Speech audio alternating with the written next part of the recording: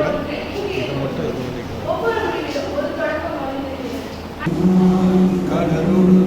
இதை மட்டும்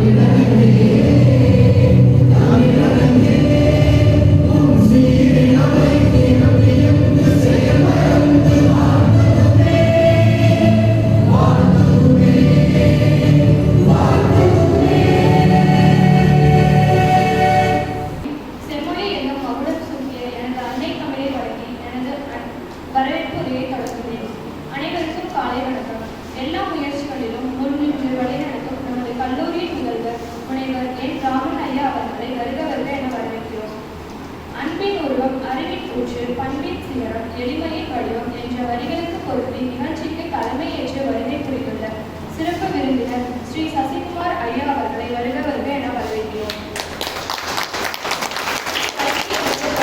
கற்றுக் கொடுப்பது தொழில் அல்ல தவம் என்ற பொன்மொழிக்கேற்ப கல்வியை கற்றுத்தரும் ஆசிரியர் பெருமக்களை வருக வருக என வரவேற்கிறோம்.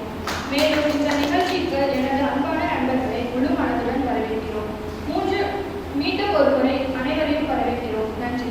சிறந்த நபர், அதாவது பெருந்துறை என்று சொன்னாலே இவருடைய பெயர் நீங்கா இடம் பெற்றிருக்கிறது தான் சொல்றோம். அந்த அளவுக்கு தன்னுடைய சமூக சேவையால் பெருந்துறை மக்களினுடைய மனதில் நீங்கா இடம் பெற்றிருக்கக்கூடிய பெருந்துறை அறக்கட்டளையுடைய தலைவர் பல்லவி பரமசிவமையா அவர்களை அன்போடு வரவேற்கிறோம். தற்பொழுது வாழ்த்துறை வழங்குவதற்காக பெருந்துறை அறக்கட்டளையுடைய தலைவர் மற்றும் பல்லவி பரமசிவம் அவர்களை அன்போடு அழைக்கிறோம். அனைவருக்கும் முதற்கண் எனது காலை வணக்கத்தை தெரிவித்துக் கொள்கிறேன். அதோடு நேற்று இந்த ஒரு நிகழ்வில் நான் கலந்து கொள்வதுதான் இந்திய நிகழ்ச்சியை பற்றி நமது முதல்வர் அவர்களிடம் அன்பு வேண்டுகோள் வைத்தேன். அதை உடனே அவர் ஏற்றுக்கொண்டு இந்த வாய்ப்பை எங்களுக்கு வழங்கியிருக்கின்றார்.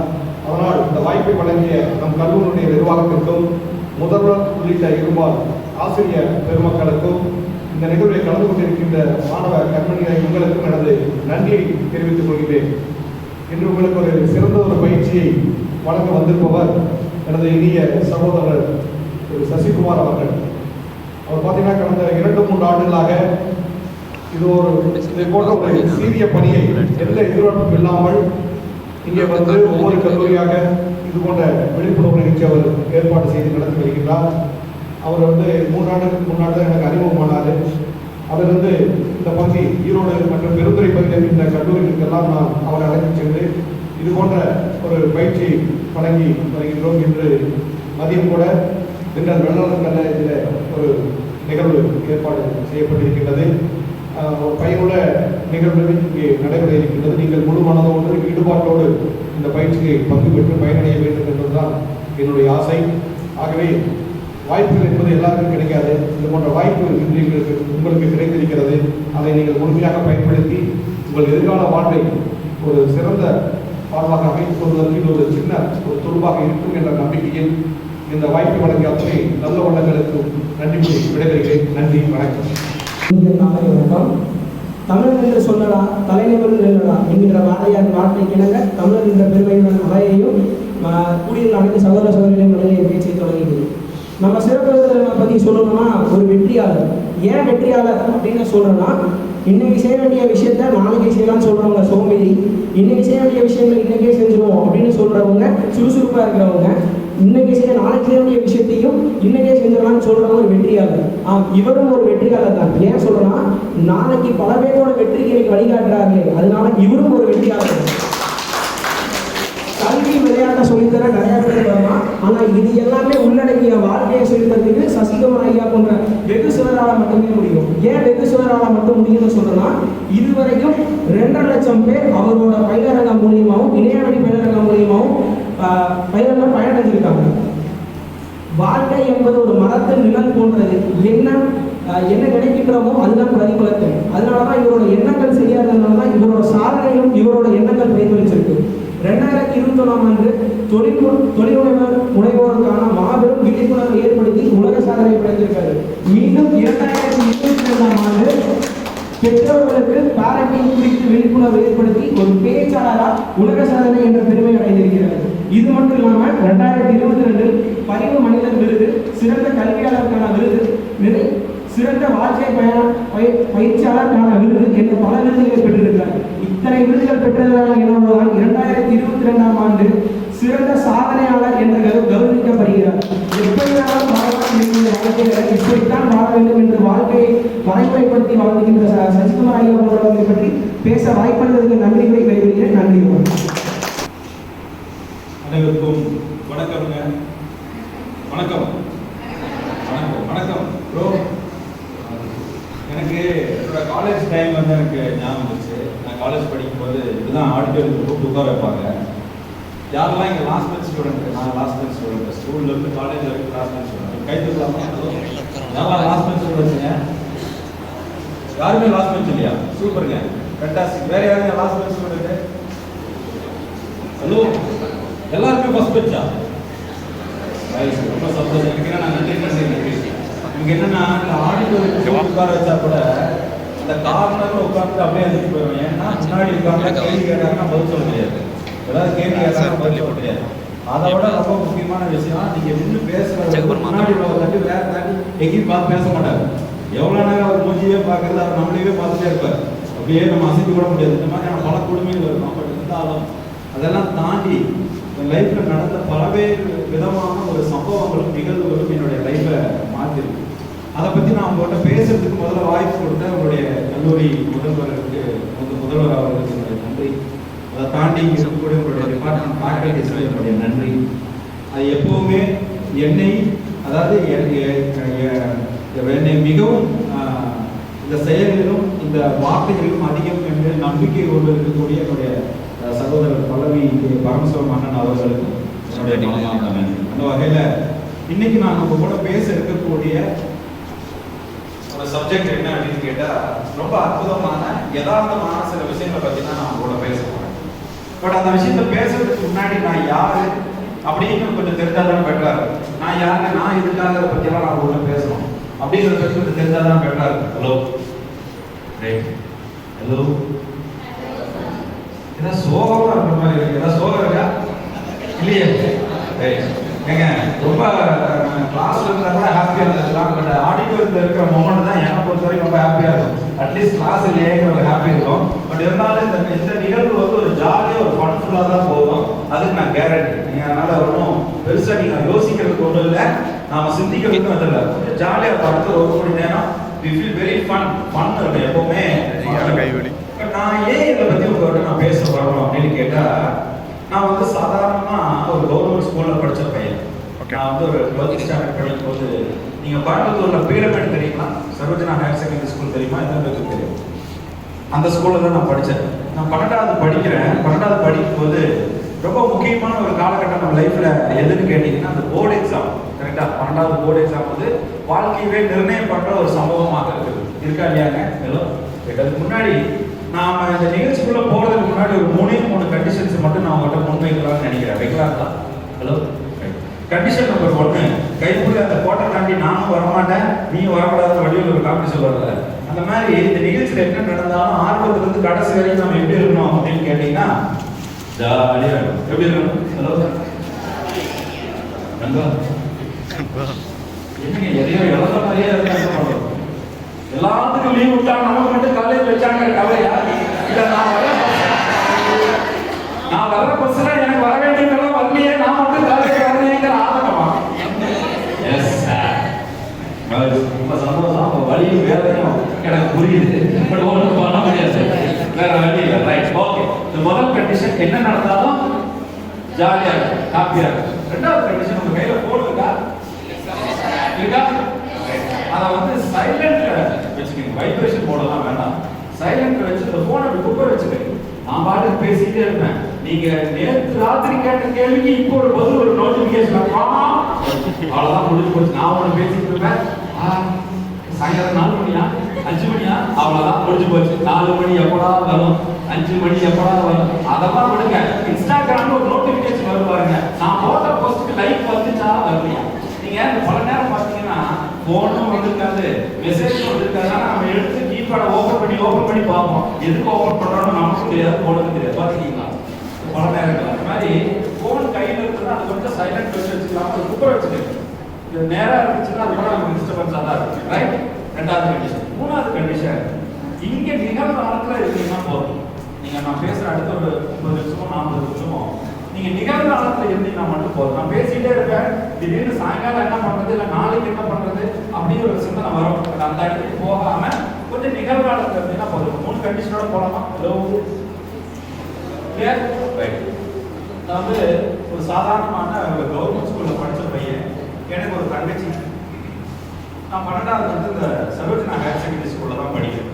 நீங்க இந்த போர்டு எக்ஸாம் வந்த உடனே நீங்க இந்த எக்ஸாம் முடிச்சு வெளியே வந்தீங்கன்னா ஒரு டேஞ்சர் ஜோன் ஒன்று இருக்கு, பார்த்துருக்கீங்களா? நம்மள எக்ஸாம் முடிச்சு வெளியே வரும்போது ஒரு டேஞ்சர் ஜோன். என்னது? Question paper discussion, answer sheet discussion அப்படின்னு ஒரு போட்டோ இருக்கும். நீங்க போயிட்டு மேக்ஸ் முடிச்சு வெளியே வந்தீங்கன்னா இந்த கேள்விக்கு 58 தான் ஆன்சர் அப்படிமா. இன்னொன்று பார்த்து இல்லடா மாப்பிள்ள 32 தான் ஆன்சர் அப்படிமா. நமக்கு பீதி கிளம்பு. ஏன்னா நம்ம ஆன்சர் ரெண்டுமே இருக்காது.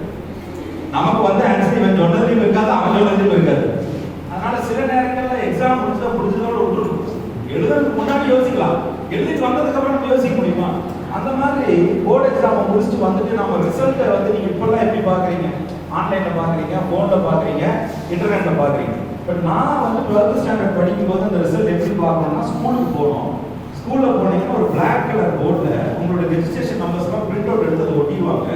அந்த பிளாக் கலர் போர்டு வந்து ஒரு கிளாஸ் ரூம்ல அந்த ஜன்னலுக்கு ஒட்டி இப்படி வச்சிருவாங்க பக்கத்துல. நீங்க ஜன்னல் கிட்ட நின்று அதை பார்க்கணும். உங்களோட ரெஜிஸ்ட்ரேஷன் நம்பர் அந்த பிரிண்ட் அவுட்ல இருந்ததுன்னா நீங்க பாஸ். இந்த ரெஜிஸ்ட்ரேஷன் நம்பர் அந்த பிரிண்ட் அவுட்ல இல்லைன்னா நீங்க ஃபெயில். இதுதான் ஆக்சுவலா. நான் போய் நின்று பார்க்குறேன், என்னுடைய ரெஜிஸ்ட்ரேஷன் நம்பர் அந்த ஷீட்ல இல்லை. அப்படின்னா என்ன அர்த்தம்? ஃபெயிலு. 12th ஸ்டாண்டர்ட் எக்ஸாம்ல ஃபெயிலு. இப்போ என்ன மார்க் வாங்கி நான் ஃபெயில் ஆயிருப்பேன்னு நினைக்கிறீங்க? ஒரு கெஸ் பண்ண பார்ப்போம். 200க்கு 70 மார்க் எடுத்தா பாஸ். நான் என்ன மார்க் வாங்கி ஃபெயில் ஆயிருப்பேன்னு நினைக்கிறீங்க? ஒரு கெஸ் பண்ண பார்ப்போம். ஒரு கெஸ் பண்ண பார்ப்போம். எவ்வளோ? 50 வந்து கொஞ்சம் ரொம்ப அதிகமாக இடம் போட்டீங்க பிரதர். 35 கூட கொஞ்சம் அதிகமாக இடம் போட்டீங்க சிஸ்டர். 20 வந்து கொஞ்சம் கம்மியாக இடம் போட்டீங்க சிஸ்டர். 23 மார்க்ஸ். எத்தனை மார்க்குங்க? போர்டு எக்ஸாம்ல மேக்ஸ்ல 23 மார்க். ஆனா என்னோட ஆசை என்ன தெரியுங்களா? நான் 12th படிக்கும்போது என் கணக்கு வாத்தியாரை பார்த்தா எனக்கு ரொம்ப பிடிக்கும். நான் பிஎஸ்சி மேக்ஸ் படிக்கணும், அப்புறம் எம்எஸ்சி மேக்ஸ் படிக்கணும், அப்புறம் எம்எல் படிக்கணும், அப்புறம் பிஹெச்டி படிக்கணும். அதுக்கப்புறம் நானே என் கணக்கு வாத்தியார் மாதிரி போய் போர்டில் சாக் பீஸ் வச்சு போடணும். போட சாக் பீஸ் தூக்கி பேசணும். அது யார் மேலே விழுந்தா வந்து கணக்கு போடணும். கணக்கு வாத்தியார் நான் எப்போதான் இந்த மாதிரி ஒரு கணக்கு வாத்தியார் ஆகும். ஆனா நான் மேக்ஸ்ல வாங்கின மார்க் எவ்வளோ போச்சா? ஆமாங்க, பெரிய வளர்ச்சி. இப்ப இந்த மார்க் வாங்கி வீட்டுக்கு போக முடியுமா? போய் அப்பா அம்மா சொல்ல முடியுமா?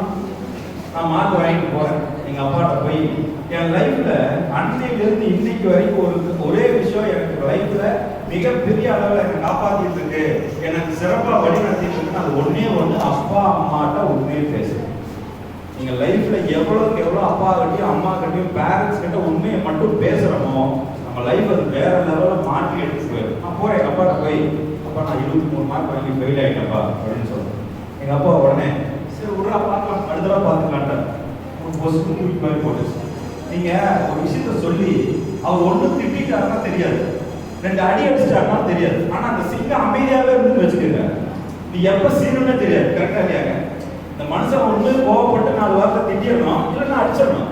எதுவுமே பேசாம இருந்தாருன்னா நமக்கு பீதி கிளம்புது. நான் போய் எங்க அப்பாட்ட போய் சொல்றேன், அவரும் ஒன்றும் சொல்ல. எங்க அம்மா இருப்பேம்மா, அப்பா எதுவுமே சொல்லலையம்மா அப்படின்னா, சரி விடுதாங்க, அதான் அவர் சொல்லிட்டாரு, விட அடுத்த பார்த்துக்கலாங்க. அப்பதாங்க எனக்கு மனசுல ஒழிச்சது, நான் என் தாய்க்கும் தந்தைக்கும் செய்தது துரோகம் என்பதை நான் உணர்ந்தேன். இது சாதாரண துரோகம் இல்லை. என் மேல எவ்வளவு நம்பிக்கை இருந்தா, என்னால முடியும்னு அவங்க நினைச்சிருந்தா இதை கூட ஒரு பெரிய விஷயமா எடுக்காம சரி அதனால அடுத்த தடவை முடியும் நீ பாரு அவங்க சொல்றாங்கன்னா, நான் என் தாய்க்கும் தந்தைக்கும் செஞ்சது நம்பிக்கை துரோகம் தானே, சாதாரண துரோகம்ங்கிறது நான் உணரல. நம்பிக்கை துரோகம் என்பதை நான் உணர்ந்தேன். அந்த கணம், அந்த வினாடி தான்.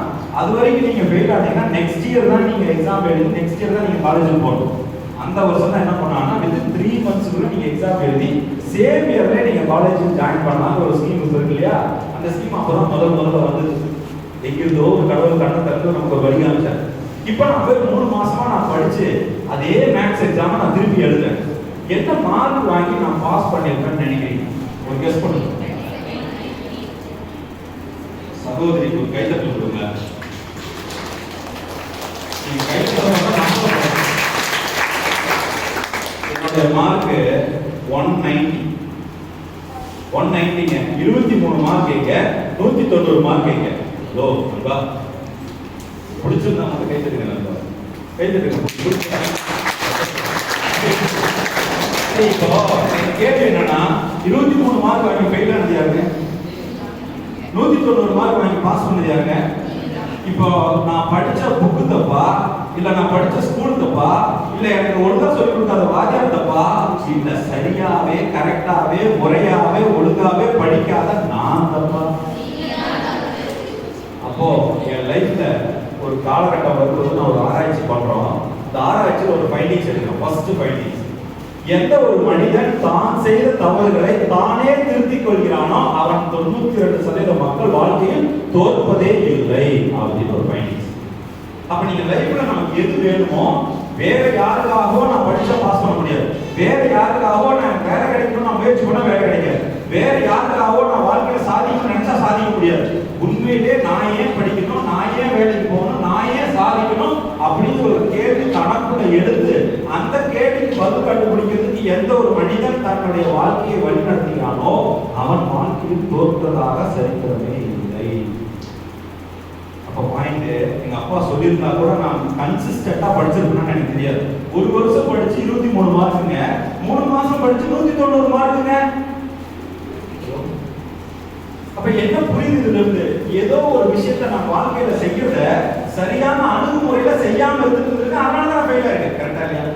இது நேரம் கிடையாது, ராசி கிடையாது, நல்ல நேரம் கெட்ட நேரம், எனக்கு லக் இல்ல அதிர்ஷ்டம் இல்லைன்னு ஒண்ணு கிடையாது.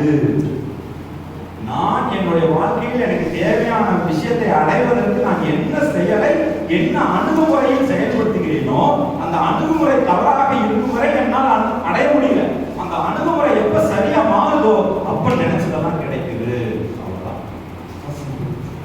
அப்ப நான் லைஃப்ல ஜெயிக்கணும்னா, நான் லைஃப்ல ஏதோ ஒரு விஷயத்தை சாதிக்கணும்னா, நான் லைஃப்ல வேலை கிடைக்கணும்னா பெருசாலாம் யோசிக்க வேண்டியதில்லை. எனக்கு என்ன வேணுங்கிற தெளிவு முதல்ல வேணும். அவ்வளவுதான். எனக்கு என்ன வேணும், நான் எதுக்காக காலேஜுக்கு வரேன், எதுக்காக இந்த டிபார்ட்மெண்ட்ல படிக்கிறேன், எதுக்காக இன்னைக்கு நான் காலேஜுக்கு வரணும், எதுக்காக நான் எக்ஸாம் எழுதணும், எதுக்காக நான் வேலைக்கு போகணும், எதுக்காக நான் சம்பாதிக்கணும், இந்த கேள்விகளுக்கு என்கிட்ட பதில் கிடைச்சா நமக்கு யாரும் புற சூழ்நிலையிலிருந்து நம்ம வழிநடத்த வேண்டிய அவசியமே இல்லை. அப்ப நான் உங்கள்கிட்ட ஏதோ ஒன்று சாதிக்கிறது பேச வேண்டியதில்லை. இங்க நான் வந்திருக்கிறது என்னுடைய அனுபவத்தை பகிர்ந்து கொள்வதற்காக மட்டும்தான். இங்க நான் அட்வைஸ் பண்ண வரல. I never came to give an advice. I never came to give a session. முறையாக நான் எதையெல்லாம் கடந்து வந்தேங்கிற அனுபவங்களை உங்க கூட பகிர்ந்து கொள்வதற்காக மட்டும்தான் அடுத்த 30 நிமிஷம் நான் பேச போறேன். இப்ப சொல்லுங்க, அந்த அனுபவத்தை அடுத்த 30 நிமிஷம் நான் பேசலாமா? ஹலோ ஹலோ, ரொம்ப ஹாப்பி. இப்போ இப்படி எல்லாம் ஒரு காலகட்டத்தில் இருந்த ஒருத்தன், நீங்க ஃபெயில் ஆகி அதுல இருந்து நீங்க மீண்டு வந்து படிச்ச ஒருத்தன், ஒரு ஸ்டேட் பேங்க் ஆஃப் இந்தியாவில் வேலை கிடைக்குது, ஒரு ஆஃபீஸராக ஜாயின் பண்ணுறேன். அதுக்கப்புறம் நான் ஒரு 10 வருஷம் என்னுடைய காலம் பயணம் போகுது. 10 வருஷம் முடிச்சுட்டு நான் ஒரு ரிசைன் பண்ணிட்டு பிஸ்னஸ் பண்ணணும் அப்படிங்கிற ஒரு சூழ்நிலைக்கு வரேன். பிஸ்னஸ் பண்ணும்போது என்னுடைய மாதம் காலையில் நீங்கள் ஸ்டேட் பேங்க்லேருந்து காலையில் டிரைவர் பிக்கப் பண்ணிட்டு போவார், சாயங்காலம் கொண்டு ஜாப் பண்ணிட்டு போவார். மாதம் 1 லட்சம் ரூபா சம்பளம், வீடு வாடகை 15,000 ரூபா பேங்க் கொடுத்துருது, குழந்தைகளுடைய ஃபீஸுக்கு பேங்க் கட்டியிருக்கு, பெட்ரோலுக்கு காருக்கு பெட்ரோலுக்கு மாதம் 5,000 ரூபா பேங்க் கொடுத்துருது, வருஷத்துக்கு ஒரு தடவை 2 லட்சம் ரூபா கையில் கொடுத்து நீ ஃபேமிலியோட டூர் போயிட்டு வான்னு சொல்லுது. இதெல்லாம் தாண்டி பர்பஸோட சேர்த்து கொடுத்து கிட்டத்தட்ட ஒரு 4 லட்சம் ரூபா நமக்கு சம்பளம் கிடைக்குது. இந்த மாதிரி சமயத்தில் இப்படி ஒரு விஷயத்தை வச்சு நான் போய் வேலையை ரிசைன் பண்ணுறேன்னு சொன்னால் எந்த மனைவியாவது ஒத்துக்குவாங்களா, எந்த அம்மாவாவது ஒத்துக்குவாங்களா? எனக்கும் அந்த எதிர்ப்பு இருக்குது. நான் போய் ஒரு 10 வருஷம் நான் நிறைய வேலைக்கு போயிட்டே இருந்துட்டேன், எனக்குன்னு ஒரு ஆசை இருக்குது, எனக்குன்னு ஒரு கனவு இருக்குது, சொந்தமாக தொழில் பண்ணணும்னு ஒரு ஆசை இருக்குது, ஒரு 4 குடும்பத்துக்காவது வேலை கொடுக்கணுங்கிற ஒரு எண்ணம் இருக்கு, நான் பண்ணுறேன்னு சொல்லும்போது எங்கள் அப்பா ஏற்றுக்கல, எங்கள் அம்மாவும் ஏற்றுக்கல. ஏன்னா என் ஃபேமிலியில் எல்லாருமே கவர்மெண்ட் ஜாப். எங்கள் அப்பா, எங்கள் அம்மா, தாத்தா, பாட்டி, மாமா, அத்தை, சித்தப்பா, கொள்ளு தாத்தா, கொள்ளு பாட்டி எல்லாருமே கவர்மெண்ட் ஜாப். எனக்கும் அப்படி ஒரு சந்தர்ப்பம் வரும்போது எங்கள் அப்பா வந்து நீ வந்து வேலையை விட்டுட்டு நீ ஏன் போய் தொழில் பண்ணுற, ரிஸ்க் எடுக்காத அப்படின்னு சொன்னாங்க. நான் சொன்னேன், இல்லை நான் வந்து MBA படித்தேன், நான் படிக்கும்போது எனக்குள்ள ஒரு ஆர்வம், நான் சொந்தமாக ஒரு தொழில் பண்ணணும். பட் அதை செய்ய முடியல. சரி, உங்களுக்காக நான் 10 வருஷம் வேலைக்கு போயிட்டேன், இனிமேலாவது நான் என்னுடைய கனவை அடையிறதுக்கு நான் முயற்சி பண்ணுறேன், சொந்தமாக ஒரு தொழில் பண்ணுறேன் அப்படின்னு சொல்லிட்டு நான் வேலையை ரிசைன் பண்ணிட்டு வந்து ஒரு 1 கோடி ரூபாய் நான் கடன் வாங்கினேன். ஒரு 1 கோடி ரூபாய் கடன் வாங்கி முதலீடு போட்டு ஒரு டெலிவிஷன் சேனல் ஒன்று ஓப்பன் பண்ணுறேன் கோயம்புத்தூர். ஒரு 2 நண்பர்களோடு சேர்த்து நான் அந்த தொழிலை ஆரம்பிக்கிறேன். அந்த நண்பர்களால் ஏமாற்றப்படுறேன். அவங்க என்னை ஏமாத்திட்டாங்கன்னு சொல்லக்கூடாது, நான் தான் ஏமாந்தான்னு சொல்லணும். அவங்க ஏமாதான் இருந்தாங்க, நான் தான் கவனிக்கல. அப்போ கடன் ஆயிடுச்சு. எந்த கடன்காரனுக்கும் பதில் சொல்ல முடியல. நிறைய கடன்காரன் தோற்றுறான். நீங்க ஒரு மனுஷனுக்கு கழுத்துக்கு கத்தி வந்துச்சுன்னா நம்ம போற இடம் 2 இடம். எந்த இடம் சொல்லுங்க? ஒன்று கோயில், இன்னொன்று ஜோசிகர். ஐயா குரு பயிற்சி எப்போ வருதுன்னு சொல்லுங்க. ஐயா எந்த கோயிலுக்கு போனா என்ன பரிகாரம் பண்ணா என் பிரச்சனை தீரும், எந்த குடிச்சா என் பித்தம் தெரியும் அப்படின்னு நாம இருக்கோம். அப்படி நானும் போகாத கோயில் இல்லை, கும்பிடாத சாமி இல்லை, பார்க்காத ஜோசிக்கார். நீங்க இந்த ரஜினி முருகன் படத்துல ஒரு டைலாக் இருக்குல்ல, 10 வருஷம் படாத பாட்டு பட்டுப்பிய. ஆமா, இன்னும் 2 வருஷம் பொறுத்து அப்புறம் அதுவே பழகிடும் அப்படின்னு ஒரு ஜோசிக்கார் சொல்லுவார். அந்த மாதிரி நானும் என் வாழ்க்கையில் ஒரு ஜோசிக்காரை பார்த்தேன். ஏப்பா இவ்வளவு வருஷம் நீ பாடுபட்டியே, நீ அதுவே பழகின்னு சொல்றாரு. எனக்கு என்ன கேள்வினா, நான் யாருக்குமே துரோகம் பண்ணலையே, யாருக்குமே கெடுதல் பண்ணலையே, எனக்கு எதுக்கு 1 கோடி ரூபாய் கடன் வரணும்? யாரோ ஒருத்தர் வாங்கி ஏமாத்திட்டு போன கடனை நான் ஏன் அடைக்கணும்? இப்ப நான் பணத்தை நான் தானே வாங்கி கொடுத்தேன், இப்ப நான் தான் பதில் சொல்ற மாதிரி இருக்கு. இப்ப வேலை வருமானம் இல்ல, எந்த தொழில் பசங்க இருக்காங்க. ஓகே, நீங்க போயிட்டு இந்தியன் லைஃப் ஸ்டைல் கோச் அப்படின்னு பேர் அடிச்சீங்கன்னா என்னோட பேர் வரும். நீங்க என் பேர் அடிச்சீங்கன்னா கூகுள்ல டாப் ரேங்க்ல நான் தான் வருவேன். கடந்த 12 மாதங்களாக கூகுள் ரிவ்யூல நான் டாப்ல இருக்கிறதுனால IAS ராதாகிருஷ்ணன் தமிழக அரசு அவர்னால பெஸ்ட் லைஃப் கோச் அப்படின்னு அவார்டு கொடுத்தாங்க. நீங்க தனிப்பட்ட முறையில நீங்க என்ன வந்து சந்திக்கணும்னா எங்கிட்ட நீங்க அப்பாயின்மெண்ட் போட்டு 1 மணி நேரத்துக்கு 5100 ரூபாய் ஃபீஸ் பே பண்ணா மட்டும்தான் நீங்க என்னை சந்திக்க முடியும், பேச முடியும். என்னுடைய 1 நாள் பயிற்சி நீங்க அட்டன் பண்ணணும்னா 32,500 ரூபாய் நீங்க ஃபீஸ் பே பண்ணாதான் என்னுடைய 1 டே ப்ரோக்ராம் நீங்க அட்டன் பண்ண முடியும். நீங்க போய் கூகுள்ல போய் சர்ச் பண்ணி பாருங்க, யூடியூப்ல போய் என்னோட வீடியோவை போய் பாருங்க. நான் என்ன சொல்ல வரேன்னா, நான் பெரிய ஆளு சொல்ல வரல. உங்களை மாதிரி இங்கிலீஷை முழுசா பேச தெரியாம இருந்த ஒருத்தன் 12ஆம் கிளாஸ்ல போர்டு எக்ஸாம்ல ஃபெயில் ஆன ஒருத்தன், காலேஜ்ல ஆடிட்டோரியத்துல லாஸ்ட் சீட்ல உட்கார்ந்து எந்திரிச்ச ஒருத்தன், வாழ்க்கையில நஷ்டம் 1 கோடிக்கு மேல சந்திச்ச ஒருத்தன், பணம் சம்பாதிக்க முடியுமான்னு கேள்வியில இருந்த ஒருத்தன், பணமே இல்லாமல் இருந்த ஒருத்தன் இன்னைக்கு மாசம் 8 லட்சம் ரூபாய் சம்பாதிச்சிட்டு இருக்கேன். 8 நாடுகளுக்கு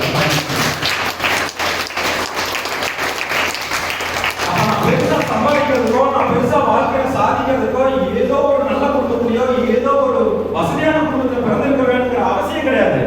எனக்கு என்ன வேணுங்கிற தெளிவு இருந்தா போதுங்கிறதான் சொல்றேன்.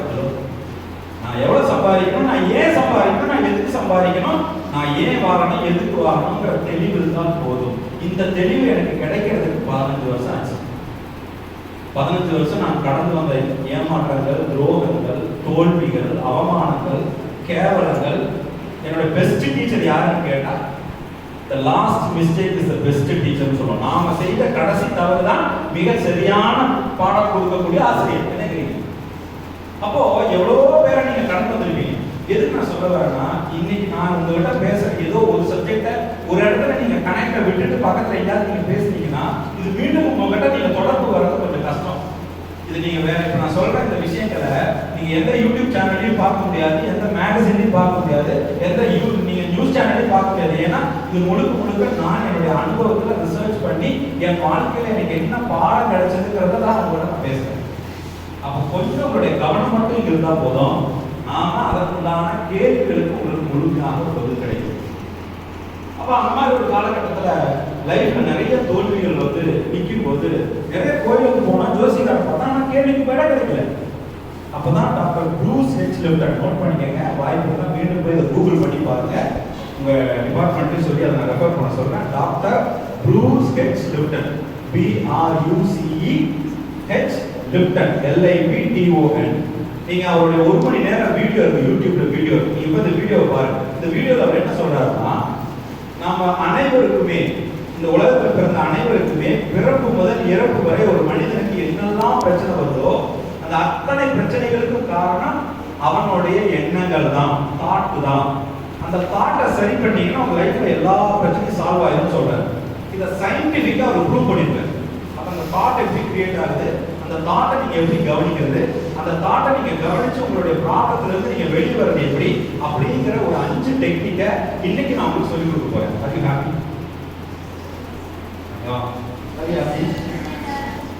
இப்போ அந்த டெக்னிக்கை சொல்லிக் கொடுக்கணும்னா நான் ஒரு வார்ம் அப் பண்ணணும். ஒரு வார்ம் அப் இருந்தா தான் நல்லா இருக்கும். எந்த ஒரு பயிற்சியுமே நம்ம ஒரு வார்ம் அப் இருந்தா தான் நல்லா இருக்கும். அந்த டெக்னிக்ல ஃபர்ஸ்ட் டெக்னிக் வேணுமா உங்களுக்கு? வேணுமா? ரைட். இப்போ ஒரு கேம் விளையாடலாம், சின்ன கேம் விளையாடலாம். சரி, ப்ளே கேம். ஹலோ, நீங்க என்ன டிபார்ட்மெண்ட் இருந்து வந்திருக்கீங்க? கலெக்டிவ் டிபார்ட்மெண்ட் இல்ல ஒரே department? Collective department. All final years இல்ல செகண்ட் இயர்? Very good. ரொம்ப சந்தோஷம். ஃபர்ஸ்ட் இயர்லயே உங்களை சந்திக்கிறதுல ரொம்ப சந்தோஷம். இப்போ ஒரு கேம் விளையாடலாமா? சரி, ப்ளே கேம். ரைட். இப்போ நான் வாழ்க அப்படின்னு சொல்லுவேன். இப்போ நீங்க என்ன பண்ணணும்னா உங்களுடைய வலது கையை உயர்த்தணும். என்ன பண்ணணும்? நான் வாழ்கன்னு சொன்னா நீங்க என்ன பண்ணணும்? வலது கையை உயர்த்தணும். வளர்கன்னு சொன்னா என்ன பண்ணணும்? ஓ வா, வெரி இன்டெலிஜென்ட் இந்துஸ்தான்ஸ். நான் வளர்கன்னு சொன்னா இடது கையை உயர்த்தணும். சூப்பர். வெல்கன்னு சொல்லுவேன். என்ன பண்ணணும்? ஓ வா, very good, all very good Hindustans. இப்போ உயர்கன்னு சொல்லுவேன். என்ன பண்ணணும்? எந்திரிச்சிக்கணும். ஓகே. வாழ்கன்னு சொன்னா என்ன பண்ணணும்? வலது கை. வளர்கன்னு சொன்னா என்ன பண்ணணும்? வெல்கன்னு சொன்னா என்ன பண்ணணும்? உயர்கன்னு சொன்னா ஓகே. சரி, பேருக்கு ரெடி 1 2 3 வாழ்க, வளர்க, வெல்க, உயர்க.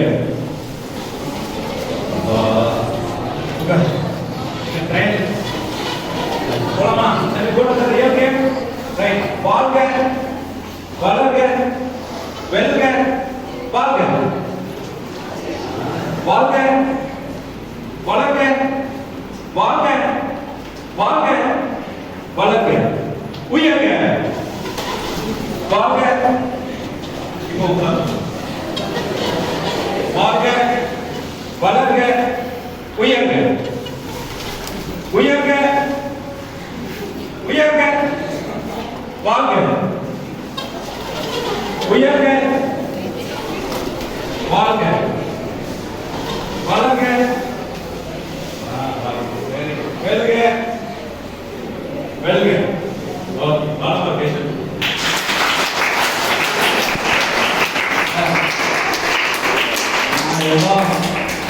வழக்கமா எங்களையும் இப்படி கூட்டிட்டு உட்காருவாங்க. வழக்கமா அங்கீகத்தில் வந்து பேசுவாரு. அவர் பாட்டு பேசிக்கிட்டே இருப்பாரு. இந்த மைக்கில் அவர் என்ன பேசுறாருன்னு அவருக்கும் தெரியாது, எனக்கு தெரியாது. நாங்க ஏதோ வந்தோமா, உட்காந்தோமா, தூங்குறோமான்னு போனான்னா நீங்க என்னன்னா வாழ்க, வளர்க, வெல்க. இதுக்குள்ள ஒரு சயின்ஸ் இருக்கு, நீங்க புரிஞ்சுக்கணும். இந்த வாழ்க வளர்கன்னு சொல்லும் போது நீங்க கையை உயர்த்துனீங்க, 2 கையை உயர்த்துனீங்க, இதுக்குள்ள ஒரு சயின்ஸ் இருக்கு. இப்போ ஒரு மனிதனுக்கு என்னென்னலாம் பிரச்சனை இருக்குன்னு நினைக்கிறீங்க? What are the problems faced by the person? ஒரு இண்டிவிஜுவலுக்கு என்னெல்லாம் பிரச்சனை இருக்கு சார்? எதான்னு சொல்ல இன்னைக்கு பச்சை கலர் போட்டு வரமாட்டாங்களான்னு நான் நினைச்சு வந்தா டோட்டலி வேற கலர் இருக்கு, அந்த பிரச்சனை சொல்றான்.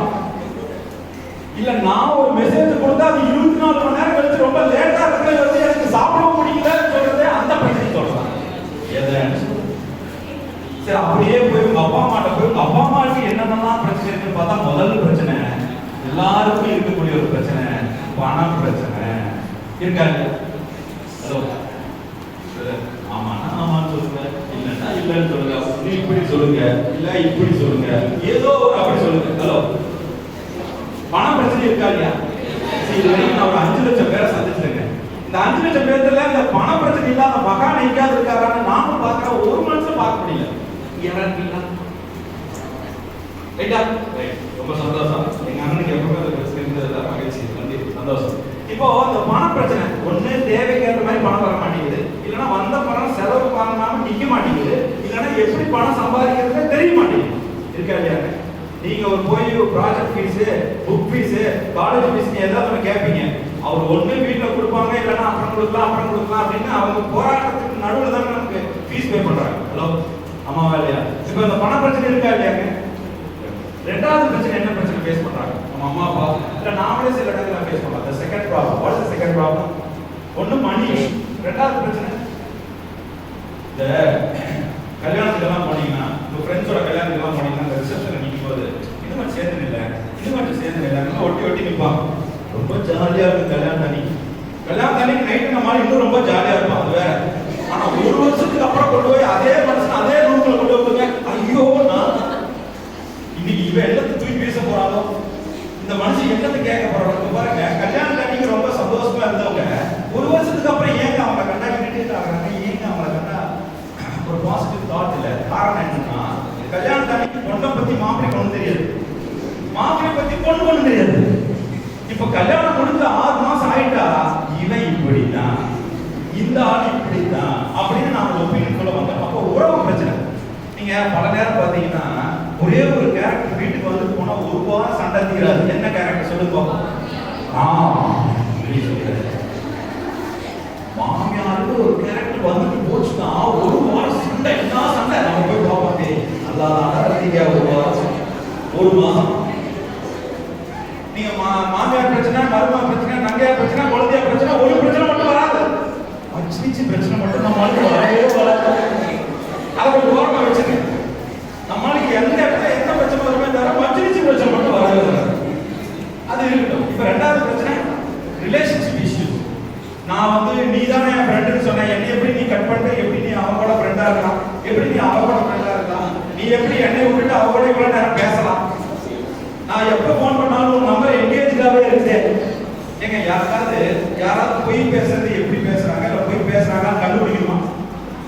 கொஞ்சம் தயவு செஞ்சு அம்மாட்ட சொல்லுங்க. நான் ஒரு கால் பண்ணும்போது எங்கேஜா இருக்கு கேட்டா அவங்க அம்மாட்ட பேசுறது தான் சொல்றேன். எப்படி கான்செப்ட் பண்றது? ரைட்டா? பொய் பேசுறது கண்டுபிடிக்கணுமா? கிளைமேக்ஸ் கொடுக்குறேன், மறக்காம கேட்டு வாங்கிக்கங்க. ரைட்?